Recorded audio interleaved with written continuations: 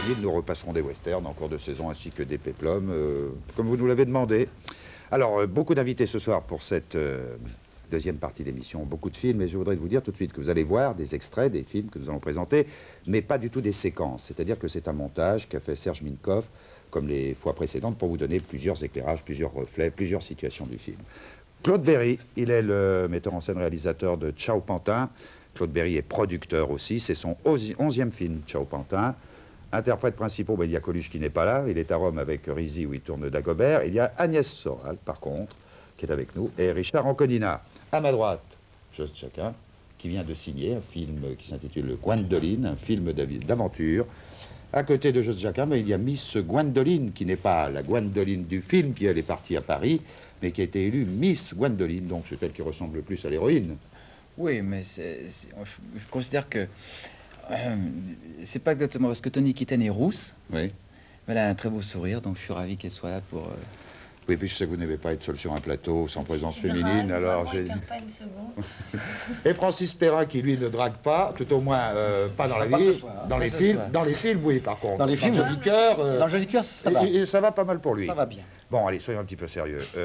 Pourquoi on le ferait d'ailleurs? Mais il faut quand même l'être pour donner le thème de ce Ciao Pantin, 12 nominations au César, Claudette.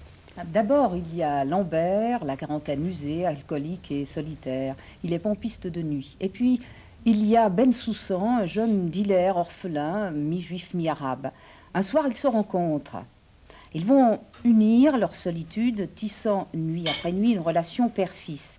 Jusqu'au soir où Ben Soussan est abattu par 2 tueurs en moto, sous le regard impuissant de Lambert. Le besoin de vengeance redonne à celui-ci une énergie enfouie. Peu à peu, on va découvrir le passé de Lambert et on va comprendre pourquoi, dans une démarche suicidaire, Lambert, le mort-vivant, aidé par une punk paumée, couvert par l'inspecteur Boer, ira jusqu'au bout de sa vengeance et de lui-même. Coluche, Richard Anconina, Agnès Soral et Philippe Léotard sont les principaux interprètes de cette aventure policière réalisée par Claude Berry.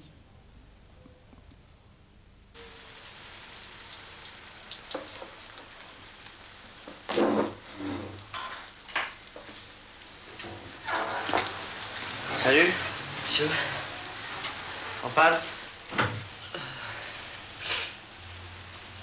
Et t'en faut combien? Tout quoi, monsieur? De l'essence.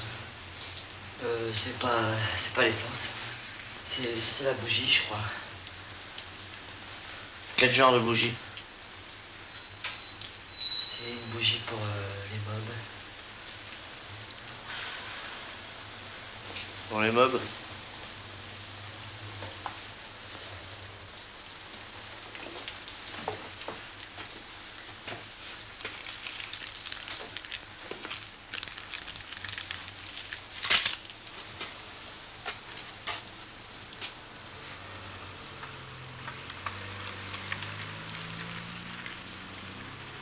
J'en ai plus des bougies pour meubles.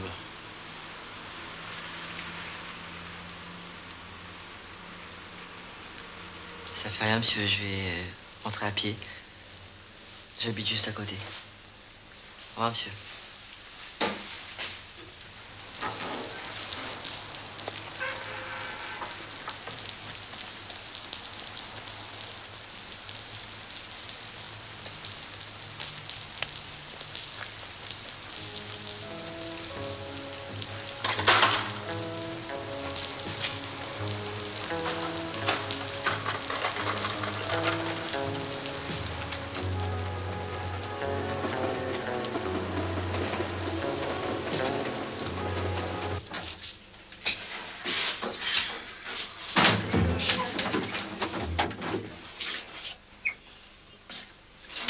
Attends là, t'as une thune? Monte le Nebron. J'ai pas sur moi. Monte le Nebron. Je veux pas, attends-moi au bar. Non, ça marche pas. Ça Reste marche pas. bientôt en fait. Non, viens. Monte. Tu m'attends au bar? Non, je bois jamais d'alcool. C'est ta religion qui te l'interdit? Quelle religion? Bah, les Arabes, ça boit pas d'alcool, non? Mais arabe, c'est pas une religion. Ah bon, je croyais. T'es pas arabe, toi? Pas tout à fait. À moins que tu sois arabe ou marocain, je m'en fous. Mais vous vous emmerdez pas à passer toutes vos nuits comme ça, tout seul? Pas tout seul.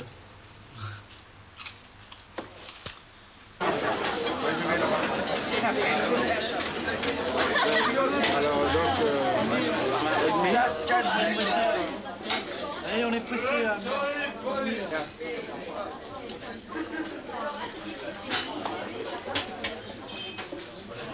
Alors c'est toi, Lola?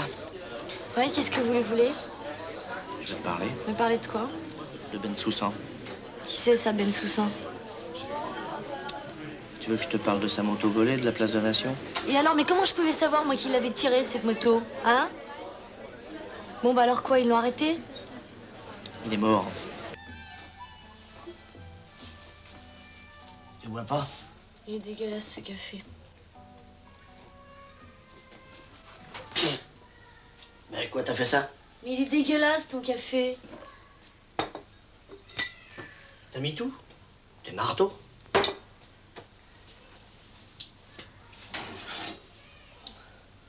Tiens, il doit y avoir des œufs dans le frigidaire. Et alors? Et alors, si t'en casses 4, ça va faire une omelette? Non, mais va te faire foutre, pour qui tu me prends? Non, mais je suis pas ta bonne, hein? Si tu veux te faire un œuf, t'as qu'à te le faire cuire tout seul. Mais qu'est-ce que tu fous ici?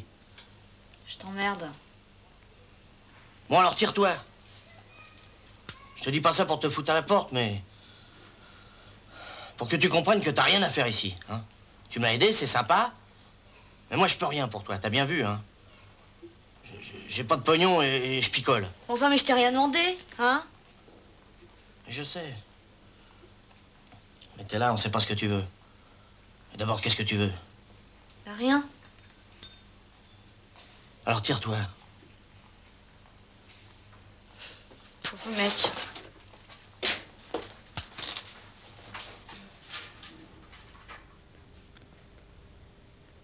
Ciao Pantin. Là, vous avez eu plusieurs éclairages, plusieurs situations dans le film. Claude Berry, c'est le 11e film. C'est pas tout à fait quand même un film comme les autres dans votre filmo, je crois pour plusieurs raisons. D'abord, il y a une rencontre du metteur en scène que vous êtes avec Coluche. Coluche, vous l'avez repéré depuis longtemps, depuis le Café de la Gare, où vous vouliez d'ailleurs lui donner le premier rôle du pistonné, et où il figure d'ailleurs dans le pistonné. Vous dites dans vos déclarations que ce film pourrait s'appeler L'homme brisé, plutôt que Ciao Pantin, mais Ciao Pantin est un bon titre. En fait, il y a une fêlure chez cet homme, chez Lambert, qui est le personnage principal. Et ce personnage vous a beaucoup intéressé. Enfin, c'est visible. Oui, sinon j'aurais pas fait le film, évidemment. Oui, je sais pas. J'avais envie de montrer... Enfin, bon, le hasard m'a fait trouver ce livre. Et j'ai pensé que ce rôle était formidable pour Coluche et que c'était pour moi l'occasion de le montrer tel qu'il est. C'est-à-dire qu'on s'imagine que c'est seulement un clown qui ne fait que des conneries, qui se présente aux élections. Bon, moi, je savais que Coluche était enfin, j'étais sûrement pas le seul à le savoir, que c'était un grand acteur. Et puis, je connaissais sa souffrance. Je savais que Coluche avait souffert dans sa vie, que c'est une chose qu'il dissimule, qu'il ne montre pas. Et je savais qu'à travers ce personnage, on pouvait montrer sa souffrance. Et c'est au-delà de jouer la comédie, ce que fait Coluche dans ce film. Il montre un aspect de lui-même et qui est le vrai, que les gens ignorent. Oui, mais on peut presque dire que c'est la rencontre de deux fêlures aussi. Il y a la vôtre qui rejoint celle de Coluche, et le tout fait le personnage de Lambert. Il y a quand même beaucoup de vous aussi, non, quelque part? Oui, probablement. À un certain âge, on ne peut pas traverser toute une vie comme ça. Il y a des gens qui ont cette chance, sans avoir eu un événement qui vous marque dans la vie. Donc, c'est ça le point de rencontre entre le personnage Coluche et moi. On a eu à un moment donné dans notre vie quelque chose qui nous a marqué. Et c'est ça le propos du film.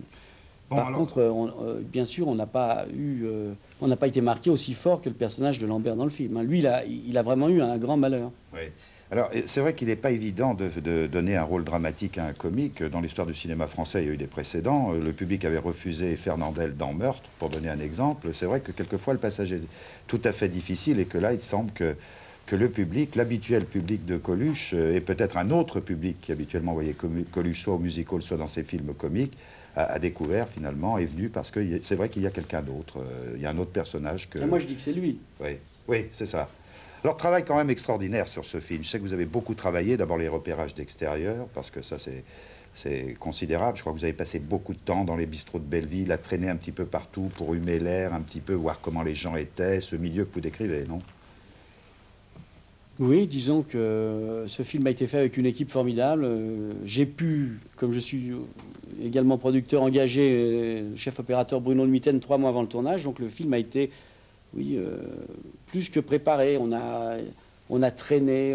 C'est pas exactement une préparation. Disons, comme l'ambiance jouait énormément dans ce film, on l'a respiré bien avant le tournage. Et Newton fait un travail magnifique. D'ailleurs, c'est pas la première fois, mais c'est un tout grand. Je me suis demandé si, sans que le lien soit direct, bien entendu, vous avez tourné avec Chéreau, L'homme blessé, où chez Chéreau aussi, il y a un climat tout à fait extraordinaire. C'est une des forces de Chéreau. Et je dois dire qu'on retrouve la même force dans votre film sur ce climat, cette désespérance, ces rues sinistres, toute cette faune, etc., etc. C'est Oui. un personnage du film, le décor, me semble-t-il. Absolument, mais quand on parle beaucoup du décor, mais c'est plus les visages, la figuration, les silhouettes. C'est-à-dire que, à part Agnès, Richard, Léotard et Coluche, qui sont les 4 comédiens professionnels du film, toute la figuration, toutes les silhouettes, tous les petits rôles ont été choisis dans les quartiers même où on tournait.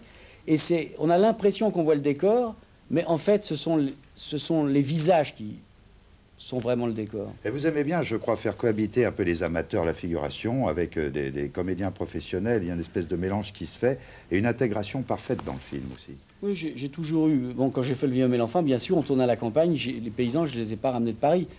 Mais par la suite, j'ai toujours eu ce goût, mais j'ai pas été à fond comme dans ce film. Dans ce film, je sais pas, j'étais peut-être plus à l'aise, j'en sais rien. Et là, vraiment, j'attendais à la dernière minute de repérer dans la rue ou parmi les figurants celui qui jouerait un petit rôle ou une silhouette. Et comme j'avais de compte à rendre à personne... C'est l'avantage d'être producteur. Absolument. Oui. Moi, ce que je voudrais dire, c'est que dans ce film, c'est l'extraordinaire... On parle toujours des interprètes qui sont d'ailleurs formidables dans ce film. Je veux dire, vraiment dire, c'est la tendresse extraordinaire de Claude Berry pour ces personnages.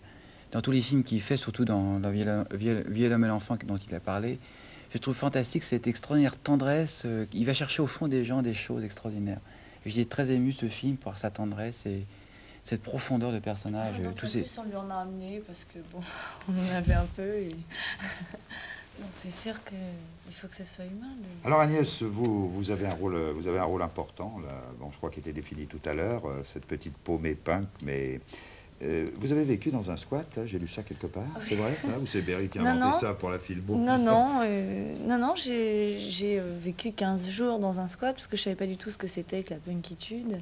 Et bon, à part juste l'habillement et le travail qu'on a fait avec Claude, je savais pas vraiment où j'allais. Donc j'ai joué un peu dans la facilité. J'ai rencontré des punks que Claude avait engagés pour le film, pour jouer la troupe, le groupe de punk qui joue avec moi. Et donc, voilà, quoi, j'ai vécu 15 jours avec... et j'ai évité le cliché, je crois. Enfin, j'espère. Vous me direz ça. Ça, c'est un rôle important, je crois, pour vous, qui vous apportera pas mal de choses. Alors, au cinéma, jusqu'ici, Agnès Soral, je rappelle votre nom, parce que le public va le connaître de plus en plus. Vous aviez fait un moment d'égarement, Chaussette surprise, c'est le 3e film, ça? C'est mon 3e film au cinéma. Autrement, j'ai fait 9 films à la télévision, des téléfilms. Quelle formation? Vous avez cours d'art dramatique? Voilà, le conservatoire de Grenoble. Oui. J'étais un petit peu chez André Boutsinas, un peu chez Françoise Lebaille à Paris. J'étais marionnettiste, j'ai fait partie de troupes amateurs et j'ai beaucoup appris sur le tas. Une formation sur le tas. J'ai beaucoup désappris sur le tas aussi. Beaucoup désappris. Claude, vous l'avez repéré comment, Agnès, dans un film de l'un des 2 précédents qu'elle avait fait à la télévision pour ce... Ah non, je crois que c'est moi qui l'ai fait tourner pour la première... Le moment d'égarement, c'est la première fois que tu tournais? C'est la 2e ou 3e fois. Oui. Et que tu avais tourné au cinéma? Tu avais déjà fait du cinéma? Non, c'était le premier film au cinéma, oui. J'avais été sélectionnée sur, je sais pas, 300 filles, un truc. Mamad avait... Au moins 400, je crois. 400 filles? Non, mais Mamad avait... La femme casting avait fait les sorties de lycée, je me souviens, ça m'avait amusé, parce que j'étais pas au lycée à l'époque. Alors, Agnès réussit un exploit, c'est qu'elle est nommée pour les Césars dans 2 catégories. Catégorie du meilleur second rôle féminin pour Ciao Pantin, et puis elle est nommée aussi comme meilleur espoir, aussi pour Ciao Pantin. Je veux dire, ça, c'est formidable. 2 nominations pour le même film. Oui, comme ça, si jamais j'avais les 2, je pourrais mettre des bouquins entre. Ça ferait... Voilà une utilisation. Bon, alors, Richard Anconina, lui, c'est bien parti. Je crois que dans ce film, les professionnels qui, par hasard, n'auraient pas repéré son travail, qui ne date pas d'aujourd'hui, Richard, parce que quand on regarde le nombre de films que vous avez faits, Le bar du téléphone, La provinciale, Inspecteur la bavure, Une robe noire pour un tueur, Le choix des armes, Cap Canaille, Le battant, Une pierre dans la bouche, et puis ce Ciao Pantin. Formation, quelle formation vous avez, vous, Richard? Le tas aussi, comme Agnès? C'est ça. Travailler, enfin, chercher du travail et travailler. Ouais. Bon, moi j'ai l'impression que ce film, alors là, va déclencher quand même beaucoup de choses, parce que, bon, vous avez fait tout un certain nombre de rôles, là, mais je crois que, j'ai même entendu Monsieur Montand l'autre soir, dans une émission où on parlait pas fatalement de cinéma, souligner votre talent. Vous êtes dans Le choix des armes. C'est une carrière lente, vous montez doucement, tranquillement, mais ça monte, dur. Ouais. Non, c'est pas dur, non. Non, c'est pas dur, puisque... Faut être patient, faut être patient. Faut être patient. Puisque ça évolue à chaque fois, quoi. Donc je me plains pas.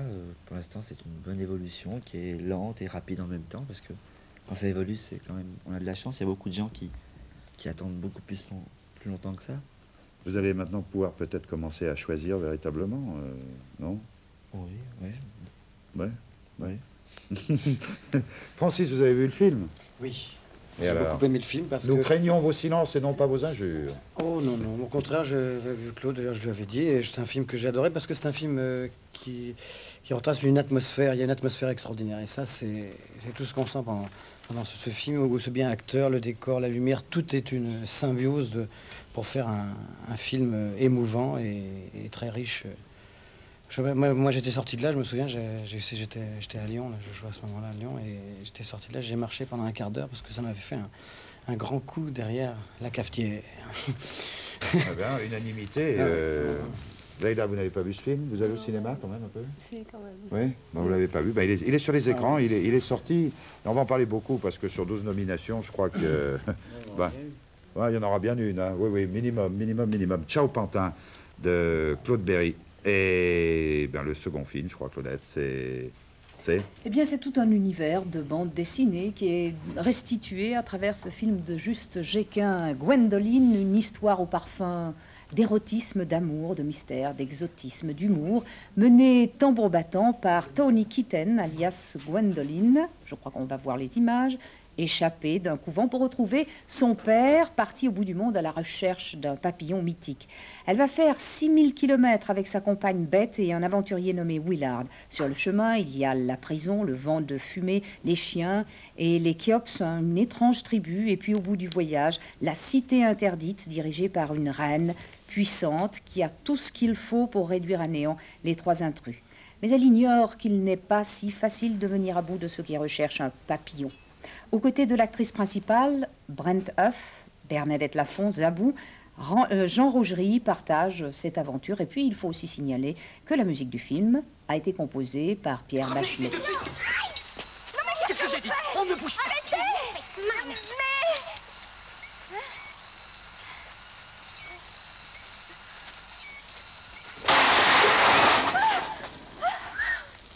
Ça alors, comment avez-vous deviné? Ça, c'est l'instinct. Je suis infaillible. Allez, on se tire. Merde, des Kiops. Gwendoline. Avez-vous déjà fait l'amour? Non, il ne faut pas mourir avant d'avoir fait l'amour. Approchez-vous de moi.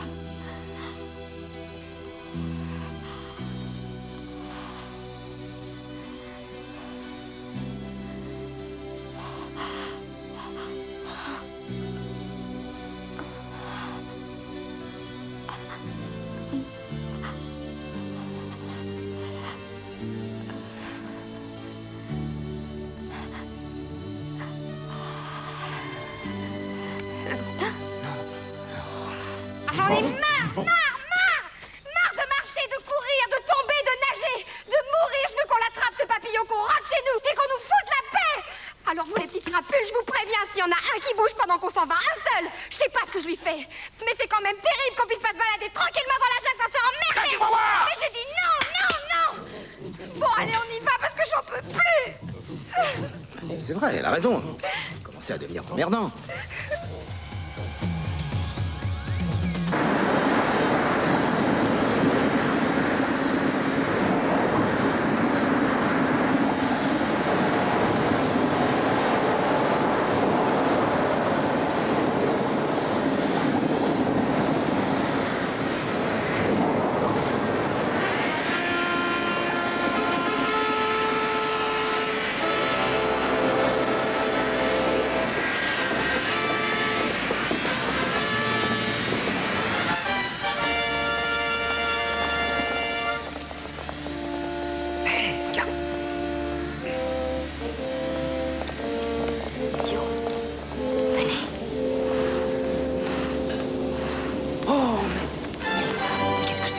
Diamant, ça? Allez. Non, mais...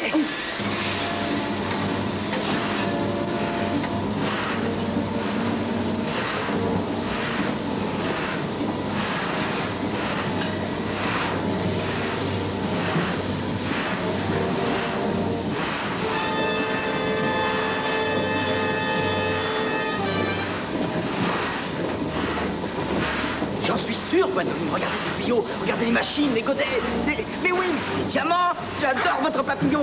Picao existe. On trouve l'est et on s'en va, nous sommes riches. Chic, chic, lapou, lapou.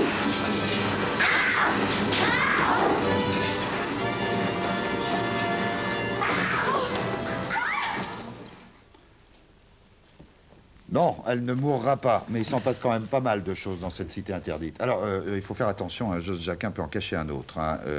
Jos Jacquin Emmanuel, c'est fini, Exit, et ce film va peut-être décevoir ceux qui viennent y chercher de l'érotisme, parce que c'est avant tout un film d'aventure. Mettons bien l'église ou le temple au milieu du village. C'est un film totalement d'aventure, c'est un film pour les jeunes, c'est un film dans le ton d'une bande dessinée, avec, j'espère, beaucoup d'humour, beaucoup d'action. Beaucoup de musique, c'est rôles de biscope, ça balance, on passe de tribus, de jungle, de flibustiers, de bateaux, de la Chine, des tripots, des salles de jeu. Pendant 1h45, il y a, je sais pas, 150 décors avec beaucoup de figuration, beaucoup d'action. Et c'est mon premier film d'aventure. Je sais que dès qu'on met Juste Jacquin avec une fille nue sur l'affiche, on dit Juste Jacquin érotisme. C'est pas un film érotique, c'est un film d'aventure. Je vois bien qu'on le crie bien fort parce que ça me fait beaucoup de mal pour l'instant. Heureusement, il y a la plus grande récompense que j'ai, c'est que des gosses avec leur cartable viennent voir le film, et c'est pour moi, c'est la plus belle récompense du monde. Ah bah voyez, alors si les enfants y vont donc... Alors il y a deux parties bien distinctes dans le film. Hein. Il y a une première partie, il y a un tripot qui est tout à fait délirant, et oui, assez délirant, où on voit alors des personnages toutes catégories. Il y a tout. Hein. Il y a tout. Il y a les truands, les méchants, enfin, enfin, l'histoire de base, c'est l'histoire d'amour de deux personnes. C'est très moderne pour moi. C'est deux personnes qui ont un coup de foudre l'un pour l'autre, mais qui refusent de se le dire. Donc toute l'histoire, c'est je veux pas dire que je t'aime. Au moment où on croit qu'elle va le dire que je t'aime, lui inverse la situation. Oui, mais ils sont toujours environnés de 400 personnes, alors c'est difficile peut-être pour se le dire, non? C'est vrai qu'il y a du monde là. Il y a du monde, oui. Oui. Alors il y a cette première partie, moi que j'appelle très movie, hein, qui fonctionne très fort, 100 à l'heure. Et il y a une deuxième partie qui est alors tout à fait ailleurs, c'est donc la cité interdite. Et je me suis demandé, moi, bêtement comme ça, en regardant le film, si dans la première partie, c'était pas véritablement le Jos Jacquin qui avait envie de faire ça, ce film, comme vous l'avez déterminé, aventure, et puis si dans la deuxième partie, le producteur s'est dit, mais dites donc quand même, Jos Jacquin vous a pas engagé uniquement pour ça, on voudrait bien quand même que vous nous mettiez un petit peu de piment. Est-ce que je me trompe? Vous n'êtes pas loin. C'est-à-dire que, en fait, ce film est un chef-d'œuvre de déviationnisme. C'est-à-dire que, en fait, au début, la bande dessinée Gwendoline, qui est des années 1930, est un peu sulfureuse. On parle de bondage, on parle de femmes attachées. C'est l'histoire d'une fille naïve avec l'horrible Darcy, l'horrible comtesse qui essaie de voler leur héritage et qui lui font subir des choses sans rien d'autre. On l'attache, mais on essaie de lui faire cracher son héritage. Quand on m'a proposé la bande dessinée, je me suis dit, je sais pas très bien ce que je peux faire de ça. Et en fait, j'ai eu une carte blanche. Et j'ai fait le film de mes rêves d'enfance, un peu Tintin Milou, un petit peu Raiders, un petit peu un mélange de Corto Maltese, un mélange de beaucoup de choses. Et je me suis vraiment amusé avec mon écrivain à faire un film avec tous les images qui étaient références à Macan, à faire du jeu, à Stenberg, à changer de gesture, à tout ça. La deuxième partie, c'est évidemment un petit peu ce qu'on m'avait demandé au début, c'est la bande dessinée, avec la reine, avec Darcy, Savant Fou, etc. Et ça avoue que c'est un petit peu ce que les producteurs m'avaient demandé au début. Alors bon, réaction de la presse, elle est partagée. Bon, il y a une partie qui dit c'est la version française des Aventuriers de l'Arche perdue. Oui. Il y a une autre qui dit c'est juste un BD film. Enfin, voilà. Vous avez lu ces critiques. Tous les gens qui l'ont vu disent gentiment que c'est la version française des Aventuriers de l'Arche perdue.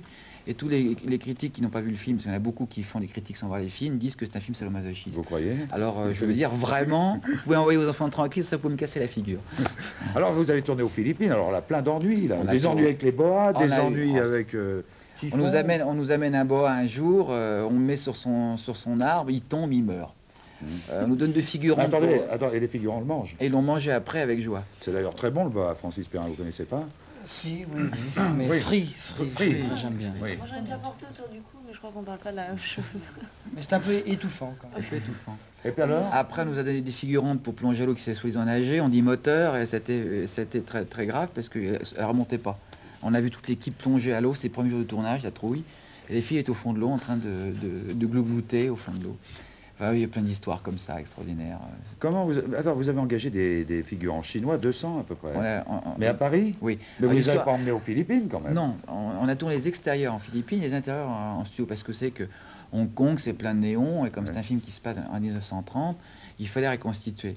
Et une très jolie anecdote, c'est qu'on a pris beaucoup de gens mélangés, des Cambodgiens, des Chinois, des Vietnamiens, et quand ils ont vu cette rue entièrement reconstituée avec le port chinois, avec tous ces fruits exotiques qui venaient de chez Fauchon très chers, on a essayé de leur expliquer avec les haut-parleurs, avec chacun des traducteurs, que c'était des fruits avec des insecticides, parce qu'on était au point Maloutte avec plein de mouches. Ils ont tous mangé les fruits, ils ont eu des coliques épouvantables.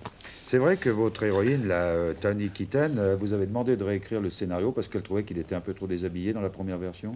Ça, c'est typiquement des formations journalistiques. Ah, ben, j'ai lu ça, moi. À moins que ce soit les attachés de presse qui inventent ces histoires, mais... Oh, il y a beaucoup de choses inventées. Oui, alors, il faut dire que Toni Keaton, qui n'est pas là, elle avait un dîner à Paris, je l'ai dit tout à l'heure, faisait 1m68, elle était désespérée parce qu'elle voulait être mannequin, c'était un peu trop court, alors, par désespoir, elle s'est plongée dans le cinéma. Oui, vous l'avez trouvé comment? Je veux dire que on vit un petit peu en France sous le café-théâtre, mais c'est pas péjoratif du tout, parce que les acteurs de café-théâtre ont beaucoup de talent. Mais ce sont des comédiens qui sont un peu comme vous et moi, qui représentent un peu plus que le public, essaie de se reconnaître à travers ces comédiens. Moi, il fallait un super-héros, genre Charlton Heston, grand, musclé, des grands yeux bleus, qui casse tout dès qu'il arrive. Les filles doivent faire « Ah !» comme ça, alors c'était Brent Tuff. Et puis, il fallait une fille qui soit capable de danser, de se battre, de sauter, de se battre avec les filibustiers, avec les bois, etc.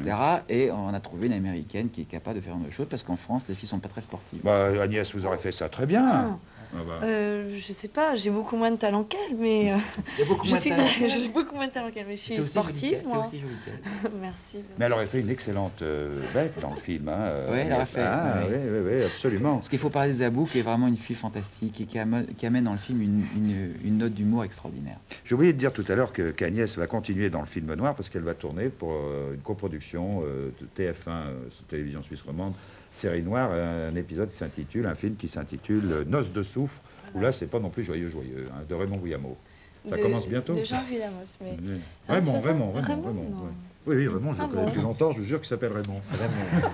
Ah bon, bah, enchanté. Bien. Oui, ce qui est intéressant, c'est que c'est un rôle de bourgeoise, donc j'aime bien changer. Voilà, après la punk, je trouvais ça rigolo. Coca-Cola. Alors, Daina, dites-moi, vous vous êtes présentée à ce concours de Miss Gwendoline, organisé par Jean-Pierre Gray. Ça, c'est son côté facétieux. Vous mesurez combien, Daina? 1m70. Ah, bah voilà. Ah, bah c'est toute la différence. Genève. Ah, vous avez 2 cm de plus que Toni Keaton. Bon, vous voulez faire du cinéma? Ça m'intéresserait. C'est vrai? Qu'est-ce que vous faites actuellement? Des photos, simplement. Vous dites ça avec un air triste. C'est triste de faire des photos? Non. Non.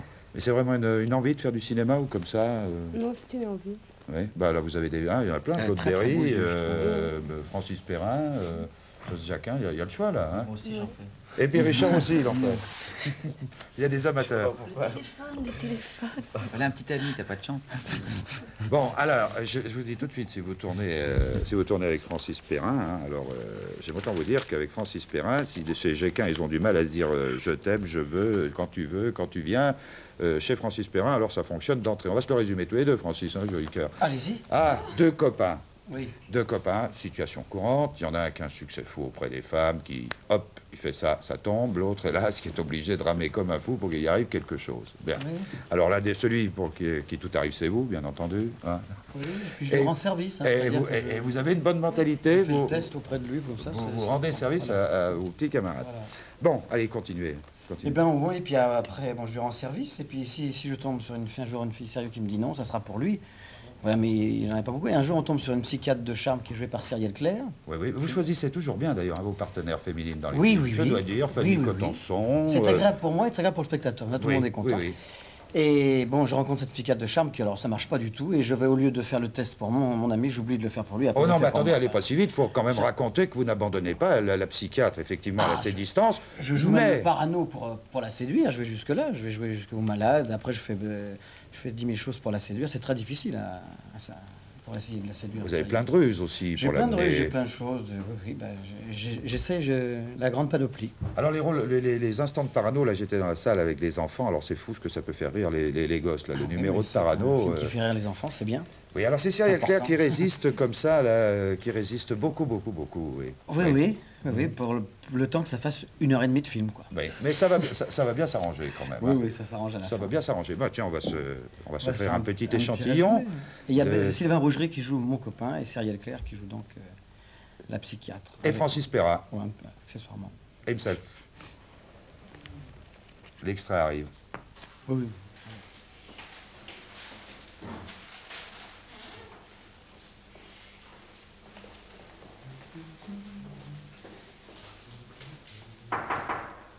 Entrez.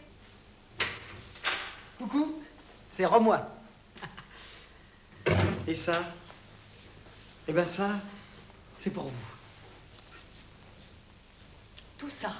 Oui, d'accord, mais c'est un nombre impair au moins. Hein. Voilà, ça va avec ça, qui va avec ça, voilà. Ah, ouais, avec le béret. Ah, oui. Merci, hein. Au revoir. Au revoir, la caméra invisible, tu te rends compte, on va passer à la télé. Où est-ce qu'elle est, la caméra? Ne sois pas idiote, imbécile. Elle est invisible. Oh,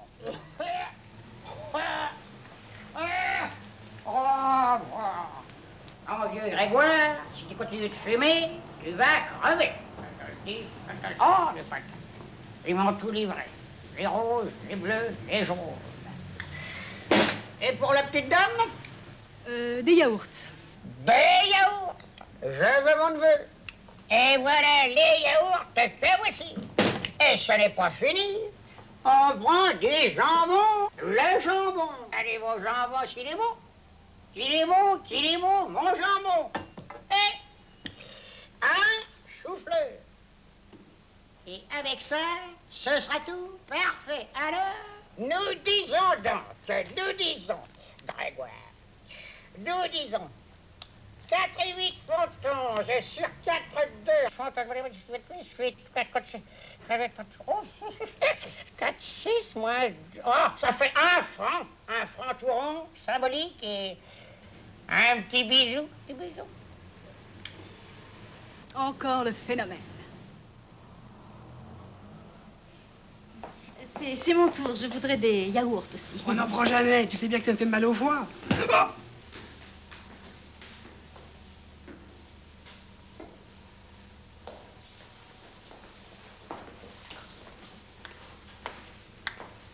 Je peux faire quelque chose pour vous? Je cherche un greffé du cervelet. Vous voulez pas plutôt un petit café?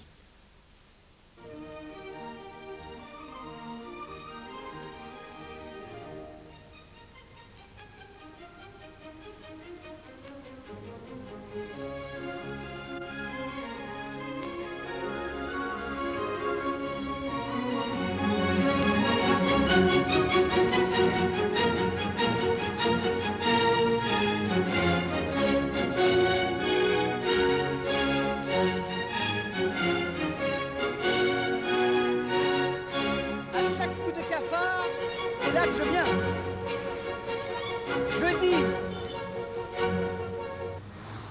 Je disais qu'à chaque coup de cafard, c'est là que je viens. Je suis né ici. Où ça? Vous voyez la tour, là? Oui. Bon, bah avant, à la place de la tour, il y avait une petite maison. Eh ben, c'est là que je suis né. Évidemment, ça a dû changer. Pardon? Je disais que... Ah oui? Non. Bien sûr. Ah, Nina. Ah,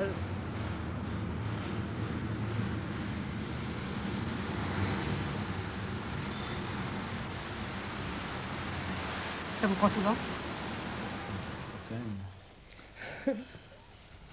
Eh ben, voilà, le joli cœur, tant pis pour le copain. Alors, quand on voit ce garçon, là, sur l'écran, il faut savoir quand même qu'il y a derrière lui le conservatoire. D'ailleurs, je me demande, Sylvain Rougerie, c'était un copain de conservatoire, hein?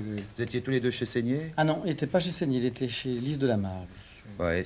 Alors bon, vous êtes entré après à la comédie. Vous avez eu d'abord au concours final plusieurs accessites. 3 premiers prix. 3 premiers prix, s'il vous plaît. Écoutez, et puis après, vous avez été rapidement en délicatesse avec l'administrateur de la Comédie Française. Je suis rentré à la Comédie Française et je suis ressorti 8 mois après pour mésentente avec l'administrateur.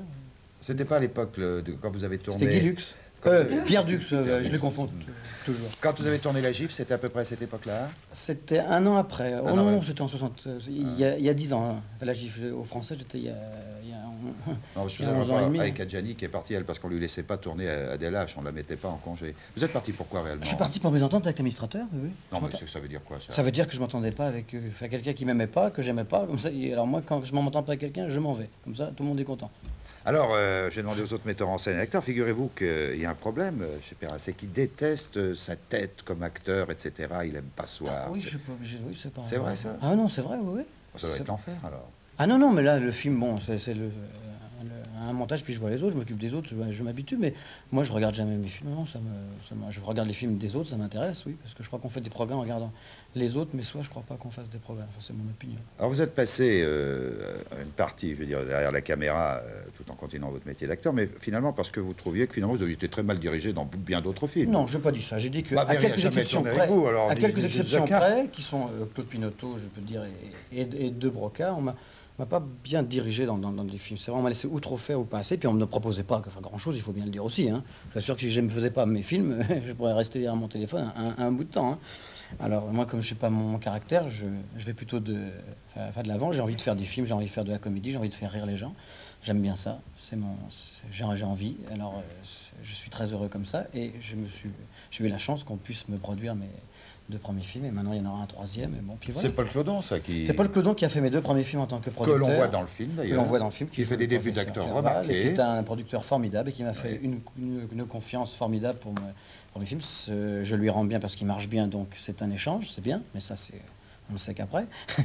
Et en tout cas, voilà, c'est grâce à lui qu'il m'a mis le pied à l'étrier. Maintenant, il m'a donné envie de continuer. Peut-être que de moins en moins, je jouerai devant et je resterai derrière la caméra et je dirigerai les autres parce que c'est ce qui m'intéresse le plus. Ah, vraiment? Ah, c'est vrai. Bon, pensez-vous, je sais que vous allez refaire de la scène à Lyon dans le Dindon de Fédot. Ah, ça y est, ça c'est fait. C'est fait, ça? C'est fait, ça. Bon, ça, c'est en tant qu'acteur au théâtre, ça. Et puis vous n'avez pas un one-man show musical qui va s'intituler Mon Panthéon est décousu? Mon Panthéon est décousu, c'est pour dans 1 an et demi. Oui. Mais le cinéma, non. Alors, le cinéma, on propose. Si, je fais mon 3e film au mois de juillet, que je tourne avec Fabien Arblier et Véronique Jeunesse, encore une jolie demoiselle que je vais diriger. Oui. Un scénario qui s'appelle Ça n'arrive qu'à moi. Un scénario de Gilles Jacob. Le délégué du Festival de Cannes. Qui m'a écrit un scénario pour moi. Ouh, ça c'est courageux pour un délégué de festival. C'est de faire une comédie qui a fait une comédie un peu d'amour, d'action, d'aventure, de poursuite, enfin, une comédie d'humour. Et alors, je crois c'est un très beau scénario, très beau dialogue qu'il a fait. Ouais.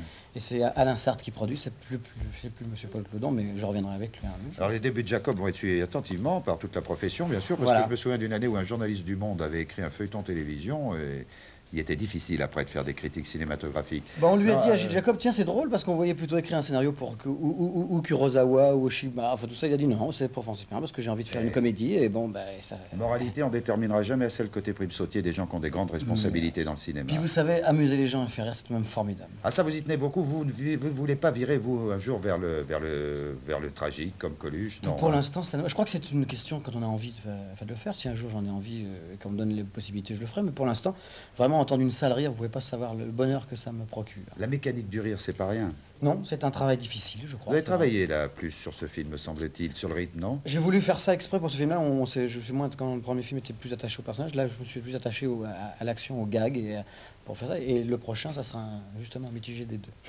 Enfin, heureux, hein. Heureux, pratiquement, vous êtes autonome, quoi. Vous faites vos films. Écoutez, je fais ce que je veux au théâtre, ce que je veux au cinéma. Il n'y a pas beaucoup qui peuvent dire ça. J'aurais tort d'être malheureux quand même. Ouais, c'est pas mal ça, Richard, non? De faire ce qu'on veut, là, comme ça. C'est parfait. Ça vous tente pas, vous, la réalisation?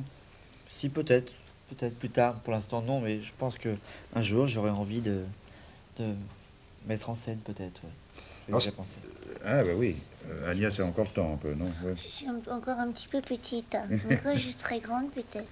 Vous avez fait comme ça des doublages, des voix d'enfants? Oui, je me suis amusée à faire aussi des disques de cours de français pour étrangers, des trucs. Ça donnait quoi, ça? Avec des voix d'enfants. La plume de ma tante. Non, c'était pas Mon tailleur est riche, des trucs comme ça. Non, c'était des sketchs. Je sais pas. On gagne son métier on gagne sa vie comme on peut. Hein. Mais ce qui est formidable, on a vu Agnès justement dans Ciao Pantin, on la verra dans Noces de soufre, donc dans des emplois dramatiques. Mais finalement, elle a un tempérament comique, non? Vous, messieurs les metteurs en scène, ne trouvez pas? Je suis sûr qu'il y a un tempérament comique qui sommeille là, exploitable. Oui, mais c'est plus facile. Pour moi, c'est plus facile de rigoler. Faut changer, je peux pas rigoler tout le temps quand même. Bien sûr. Bon, il faut dire que les trois metteurs en scène qui sont sur ce plateau sont des gens heureux parce que leur film marche très fort, indépendamment des nominations de César. Ciao Pantin, on est à combien, Claude? 500 000 pas loin? 600 000 entrées sur Paris. Gwendoline démarre en première semaine à 140 000 entrées. Ouais. Bon, et puis Francis... 220 000 en 2 semaines et demie. Oui. Bon, alors le cinéma français marche pas à part ça? Ah, je sais pas, mais moi, oui, si, ça va bien. Il y a des films qui marchent, il y a des films qui marchent pas. Ouais. Il y a des gens qui ont du talent et d'autres qui n'en ont pas. Ah, ça, c'est encore autre chose. Ça, c'est encore autre chose, c'est un autre débat. Ça, je crois pas que ça soit. Malheureusement, parce que je voudrais quand même dire. Quand les deux sont alliés, c'est oui. Qui s'appelle Le Grand Carnaval de Monsieur Arcadi, qui est un film que je trouve fantastiquement fait, qui est un grand metteur en scène, et son film ne marche pas. Je suis très triste pour lui. Ça arrive, ça. De toute façon, c'est jamais gai quand des films ne marchent pas. Non, puis ça profite à personne en plus. On va faire un petit tour, là, Claude, dans les films que vous avez vus récemment, si vous avez eu le temps d'en voir. Qu'est-ce que vous avez aimé beaucoup? Est-ce qu'il y en a? Vous prenez le cours, qu'est-ce que j'ai vu récemment? J'ai pas dû aller au cinéma tellement récemment. C'est vrai. Vous me laissez le temps de réfléchir. Ouais, on va faire le... Francis est prêt, lui. Moi, j'ai revu Fenêtre sur cour. Oui, bah oui. C'est Hitchcock, ça, je me suis même offert ça, c'est tout de même... C'est un grand metteur en scène, vraiment. Oui, mais dans les sorties, là, les récents, il y a quelques mots. Qu'est-ce que j'ai vu? Le bal, vous avez vu? Non, j'ai pas vu le bal. Qui a vu le bal? Personne? Et alors? Oui, j'aime beaucoup le bal, oui. Oui. Agnès? Ah oui, c'est très très bien. J'ai vu un fauteuil pour deux de Landis, c'est extraordinaire. Ah oui, c'est formidable, un fauteuil, c'est super. Qu'est-ce que j'ai vu encore? J'ai vu Vous en avez vu plein, mais ils viennent pas à l'esprit comme ça. Ce qui me stupéfie généralement, c'est que les 3 quarts des gens du cinéma qui font du cinéma vont pas au cinéma. C'est fou, j'y vais 3 fois par semaine. Enfin, si, il y en a pas mal qui vont, qui s'intéressent. 1h30. Je vais, des fois, on n'a pas de temps. Beaucoup au cinéma. Peut-être que je suis pas allé récemment. Quand j'ai le temps, je vais voir 3 films dans la journée, mais il y a des fois. Richard, vous en avez vu? Oui, j'ai vu tous les films d'Alfred Hitchcock là, il y a pas longtemps au Festival d'Avoriaz. Et j'ai vu aussi un beau film, c'est Dead Zone. C'est un très beau film. Ah, Dead Zone qui était. J'en ai vu 3 mauvais, ça me revient, mais je vous dirai pas lesquels. Dead Zone qui était en compétition à Avoriaz. J'ai vu Christine aussi. Et Christine, la voiture, ça on en a parlé, oui, elle est fantastique. L'ascenseur. L'ascenseur, ouais. Bon. Christine. Eh bien, mesdemoiselles, oui. Les Cavaliers de l'Orage. Les Cavaliers de l'Orage. Très intéressant. Vraiment un beau film, parce que c'est... C'est un film avec Marlène? De Gérard Vergès, avec Marlène Jobert, Gérard Klein et Vittorio Mezzogiorno. Je peux faire... Son Dolby Stéréo. Il y a des choses très très belles dans ce film, très très bonnes. Puis Marlène, elle a un virage de comédienne, là, elle passe à un autre emploi, elle est formidable. Oui, Richard, dites-moi tout haut ce que vous essayez de me dire tout bas. Non, vous approuvez? Non, j'ai pas vu le film, alors Et enfin, un dernier film dont il faut parler, c'est d'un film qui est signé par un cinéaste tunisien, Mahmoud Ben Mahmoud, que l'on connaît peu, ce cinéma tunisien, Et alors l'histoire est tout à fait kafkaïenne. Ce sont deux émigrés, l'un qui vient d'Europe centrale et l'autre qui vient d'un pays maghrébin, qui se trouvent sur un bateau qui fait la navette entre Ostende, Belgique, et Douvres, Angleterre. Alors ils arrivent à Douvres, on refuse de les laisser débarquer parce que leurs papiers ne sont pas en règle et on les remet dans le bateau. Et arrivés à Ostende, on ne les laisse plus débarquer non plus parce que les Belges considèrent que leurs papiers ne sont pas en règle. Alors ils vont faire comme ça de multiples traversées et le film analyse naturellement leurs réactions de l'un et de l'autre, des réactions qui sont bien différentes selon les instants, selon les cas, selon les situations. C'est un film intéressant qui est sorti sur les écrans en Suisse romande ou qui est sur le point de sortir dans certaines villes. Traversée au pluriel.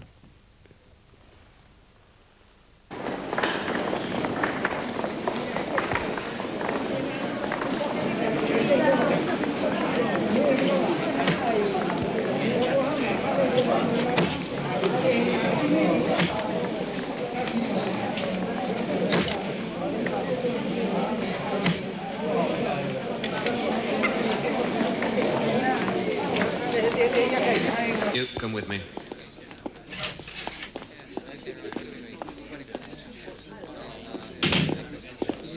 Put your bag down there. What are you going to do in London? Spend a few days holiday. How many days? 4 or 5. I don't know. Have you got any money? Yes.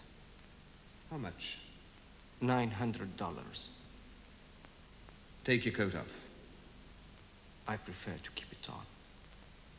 It's cold in here.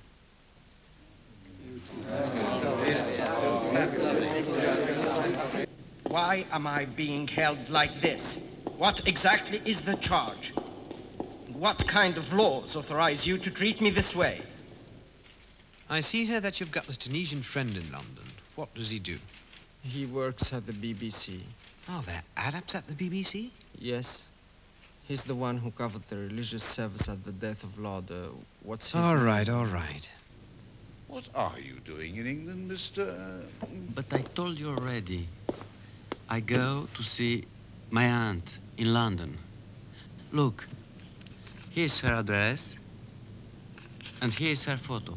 She'll give me money, then I go to Canada. I don't stay here. You must believe me. There's no work for you in England. We've got enough unemployed already. But listen. I'm sorry, I can't let you in. Please, please, let me explain you. What are you doing with this thing? It's very dangerous, you know. I do nothing bad with it. It's to be clean, to be correct. It's for shaving me. Really? You don't use it very often, do you? Traversée au pluriel de Mahmoud Ben Mahmoud, c'est un film très intéressant, oui. Alors vous avez vu, là on voit les différences d'attitude des polices, des Anglais très fermes, très smart, mais très courtois. Et puis de l'autre côté, c'est un peu différent. Puis cette traversée dure sans arrêt. Et c'est ce que très intéressant, c'est la réaction psychologique de ces deux hommes pris dans cette histoire kafkaïenne, quoi, de rester sur un bateau. La semaine prochaine, deuxième partie du spécial Mankiewicz. Nous en avions diffusé une première partie où c'était la carrière de ce grand metteur en scène avec Ève. Et puis, eh bien, lundi prochain, ça sera les réflexions de cet homme qui a vécu, je sais pas, 4 décennies à Hollywood, qui connaît parfaitement Hollywood qui nous fait rêver. Seulement lui, il nous l'analyse d'une façon qui nous fait pas rêver. Il a rencontré les grands directeurs de studio, metteurs en scène. C'est un regard très critique et en première partie, eh bien, nous verrons l'un de ces grands films qui s'appelle La Comtesse aux pieds nus et qui est aussi quand même un peu un regard sur Hollywood. Bogart et Ava Gardner. Oh là là, oui, unanimité du plateau, Ava Gardner. Alors, Mankiewicz ne tourne plus maintenant, hélas, mais il dit, vous verrez dans le sujet, il dit qu'il ne tourne plus parce que les batailles au rayon laser, ça ne l'intéresse pas beaucoup. Et puis que décidément, il a vu E.T., mais qu'il n'aurait pas aimé diriger E.T. parce qu'il était vraiment trop laid. C'est vrai, quand on a dirigé Ava Gardner. Hein. Alors, on se retrouve lundi prochain. La dernière édition du Téléjournal, je crois que c'est Jacques Zanetta qui va vous la présenter et qui va nous dire qui a été élu secrétaire général du Parti communiste d'Union soviétique. Quel suspense. Bonsoir.